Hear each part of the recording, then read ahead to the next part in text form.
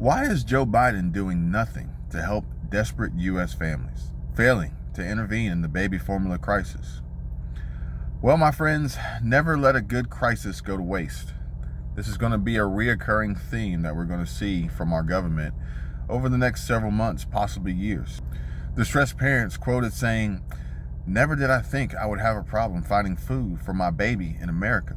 The baby formula shortage has reached crisis levels, with at least 12 states facing out-of-stock rates of 40% or higher. Many parents feel the panic of possibly not being able to feed their babies is intense. If you're watching this video, please tap the like button so I'll know that you want me to make more videos like this. Subscribe now and turn on your notifications too. Question for you. Do you think the President of the United States of America can help save us all and put an end to food shortages, empty shelves, high gas prices, diesel prices, and fuel prices in general, and reverse inflation to avoid major chaos, panic, and possible recession? Comment and let me know. All right, so yesterday, President Biden announced new actions to boost production on U.S. farms to help combat global food insecurity during Russia's invasion of Ukraine, proclaiming that we can make sure that American agriculture exports will make up for the gap in Ukrainian supplies. Ukraine is the world's largest producer of wheat and has over 20 million tons of grain stored in silos. But if those grains don't get to the market, Biden himself said an awful lot of people are going to starve to death. Blaming Russian warships in the Black Sea for the global increases on food prices, and the White House's solution? Double cropping. Yep, double cropping for farmers means harvesting two different crops from the same field in the same year. Now, this is easier said than done, as double cropping means double work, double labor, double costs, double the overhead, double the expenses, double the risk, possibly double the loss for the farmer if they were unable to produce, as in order for this to be possible, they would more than likely have to take out additional U.S. government loans to fund this double cropping idea. At a time where it's becoming increasingly more difficult to get the equipment required and needed to produce these foods for farmers, labor is tougher than ever, as many Americans don't actually want to go to work, and if they do, they're definitely not interested in manual labor on a farm. They want to make hundreds of thousands of dollars sitting on their ass at home, or better yet, doing nothing and just collecting a check from the government through stimulus programs. But this is the White House's aim to boost food production in the U.S. Oh, so simple. Why didn't I think of that? Joe requested an additional $33 billion from Congress for military assistance for Ukraine. But what about us? In March, Biden warned there were going to be real food shortages following U.S. sanctions placed on Russia after Putin's invasion of Ukraine. The Biden administration's push to end fossil fuels has been placed at the top of Republicans' list of blame for the rising gas prices, as President Joe's energy secretary is pushing for Congress to use this crisis to pass clean energy legislation and to wean off fossil fuels. Yeah, how about we get our priorities in order first? We have people here starving, hungry, can't afford to buy food, can't afford to fill up their fuel tanks, can't afford to keep the trucks on the road that deliver the foods that we need. Meanwhile, we need to use this opportunity to wean off fossil fuels. Come on, guys, really? Remember, never let a good crisis go to waste. President Joe Biden is scheduled to host a food insecurity conference.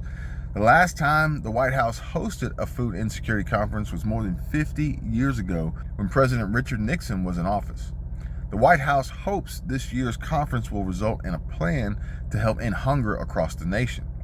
The conference comes as skyrocketing grocery prices and supply chain problems further contribute to food insecurity, making an already bad situation even worse, as it is becoming harder and harder for Americans to shop for weekly food staples.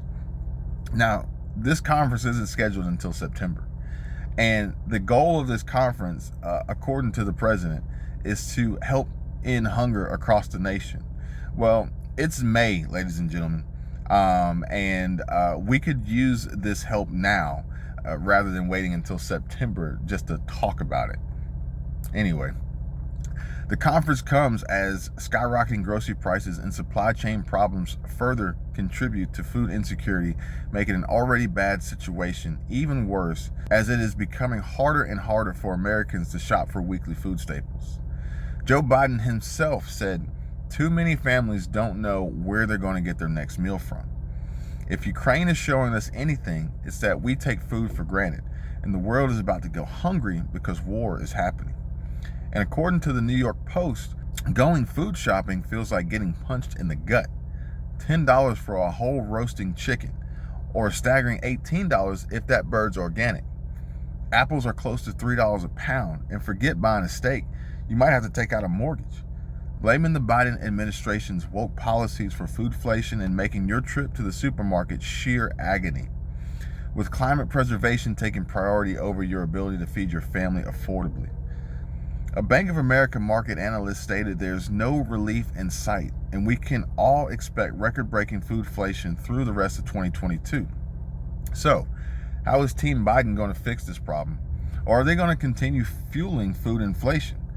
America is tired of phony White House explanations for soaring prices and deserve honest answers and solutions before it's too late. The actual causes of our growing food insecurity problems are being covered up with the repeated list of unsubstantiated excuses for why prices keep rising. We've all seen it, and we're all tired of it.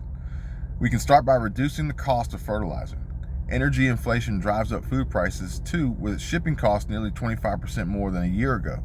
And that's kind of putting it lightly, because diesel fuel prices themselves have doubled or almost doubled over the last 12 months. And most of our food gets transported by tractor trailers fueled by diesel. Federal Conservation Reserve programs paying farmers to leave farmland idle, and avian bird flu ravaging poultry and egg production. And what is the current administration's solution for starving, broke, and poor Americans? Well, I said it before and I'll say it again. Never let a good crisis go to waste. Metaphorically speaking, let them eat cake.